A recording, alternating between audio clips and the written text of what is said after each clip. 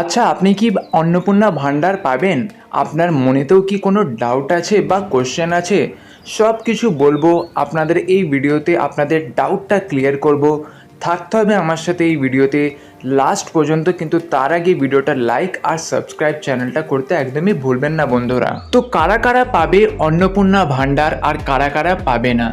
তো সরকারের দিক থেকে পরিষ্কার ক্লিয়ার করে বলে দেওয়া হয়েছে এলিজিবিলিটি কারা কারা পাবেন অন্নপূর্ণা ভাণ্ডার।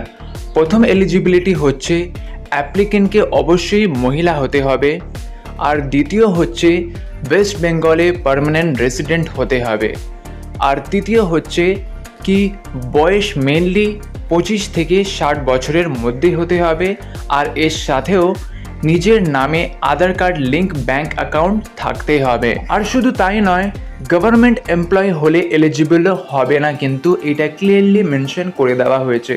আর এর সাথেও আপনাদের আমি বলে দিই কি আপনার নামে যদি কোনো ইনকাম ট্যাক্স পেয়ার হলে স্কিম পাওয়া যাবে না।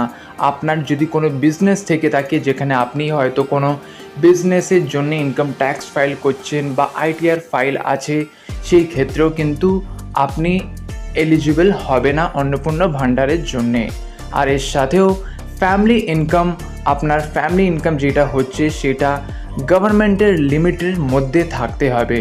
আর এর সাথে কিছু পসিবল ডকুমেন্টস যেগুলো আপনার প্রয়োজন হবে আর লাগবে অন্নপূর্ণা ভাণ্ডারের এই ফর্মটা ফিল আপ করার জন্য, সেইগুলি হচ্ছে আধার কার্ড, ভোটার কার্ড বা ration card, bank passbook, mobile number আর পাসপোর্ট সাইজের ফটো।